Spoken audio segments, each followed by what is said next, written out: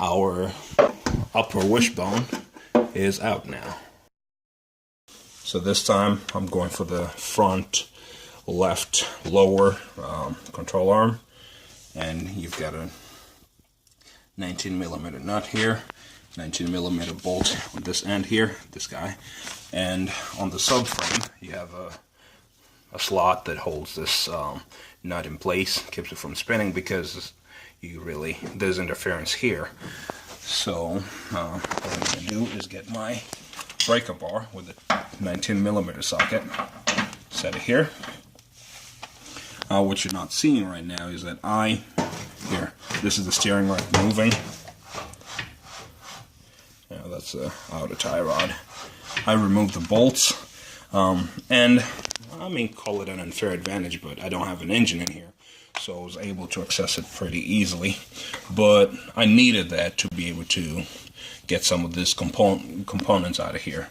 So breaker bar, 19mm socket, put my foot to it, comes off, it loosens pretty easily. There you go. I think we got it now. Now into the gear wrench, the ratcheting wrench, 19mm. You see the bolt kind of holding itself there, right? Sorry, the nut holding itself there while the bolt spins.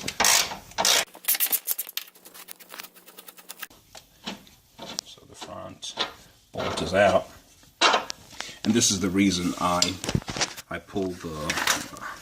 loosened the power steering rack, because the bolt is pretty long, and once you move it here, you need a lot of room to be able to get it out of there. Alright. So, as I said, I moved this thing, I loosened it, gave it quite a lot of play. There you go. If this thing were bolted up front, I wouldn't have been able to remove this long bolt. And at this point, just pull this thing up, pull the bolt up, or leave it there, however you please. This is the slot I was talking about. Right. Just cradles it in there. Okay, so front bolt out. And the fun's just beginning, because as I said, on the rear mounting for the lower control arm is that a bracket sitting over your bushing, and you've got two 19mm nuts over here. What am I trying to do? In the front you had a 19mm bolt and nut, and here you've got 17mm nut bolt, sorry. Zip it out. Out.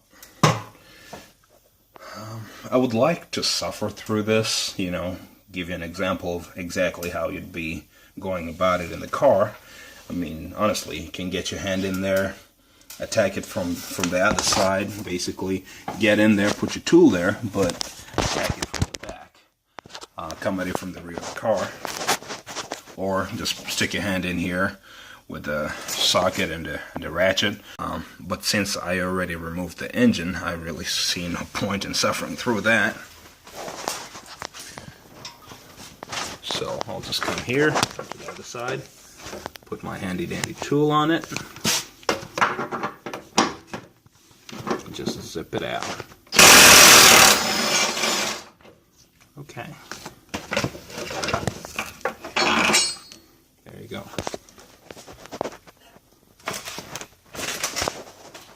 So that is the other bolt.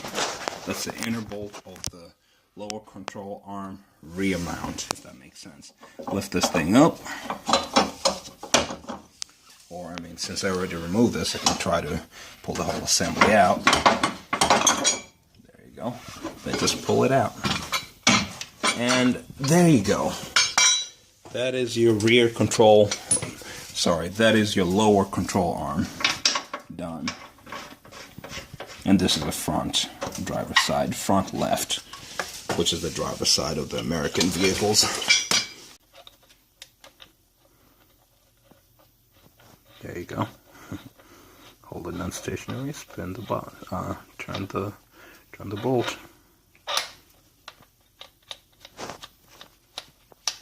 Okay, so this is what you have under here. It looks just like the transmission mount. It's a really light aluminum bushing holder. You can definitely press it out, but then the housing just keeps it stationary over there. I'd say it's a success. As usual, it sucks when I have to hold the camera by myself and do all the recording while doing the work, but I think if illustration is what you're seeking from my videos, I really hope my videos achieve that. So good luck. Do not be afraid of the task. And as usual, as long as I have service, I usually respond to questions and comments on my videos. I mean, it helps that I don't get too many of those, but I feel like at least within 24 hours, usually within an hour, I usually respond.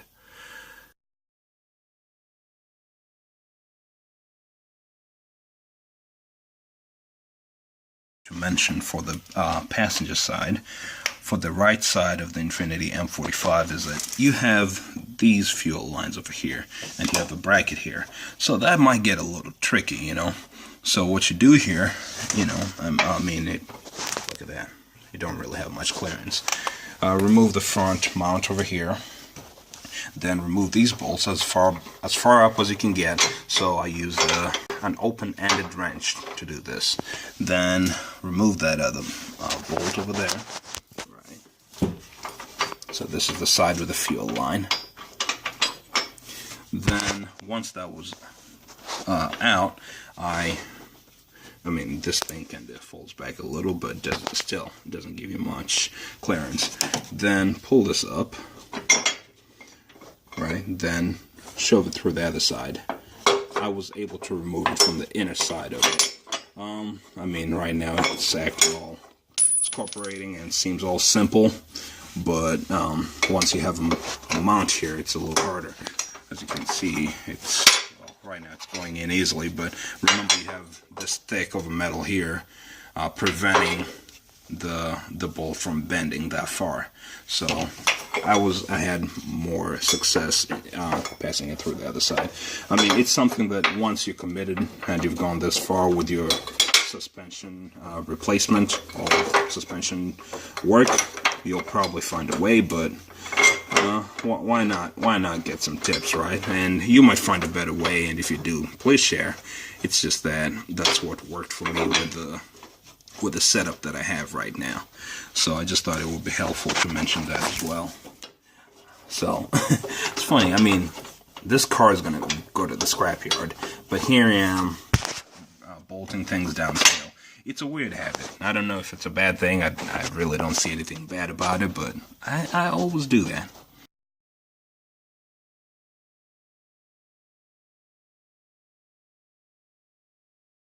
Oh, since I mentioned the steering rack, here, as you can see, that gives you a lot of play to remove the front bolt.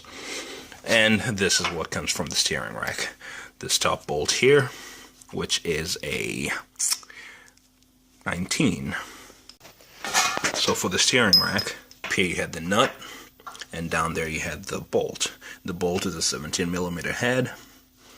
The nut is a 19mm. So, as I said, the engine's not here, which gives me a lot of freedom to do all this stuff. But if you have the engine in here, do whatever you gotta do to get in here. I mean, if you've got a V6, you probably have quite a lot of room, or quite some room, to attack it. And you know, the beauty is that, again, the long part, the bolt comes in from the bottom. So as long as you can hold this steady and loosen this and drop it, you'll be able to move this thing back and forth. That's all it takes. All right. Again, good luck.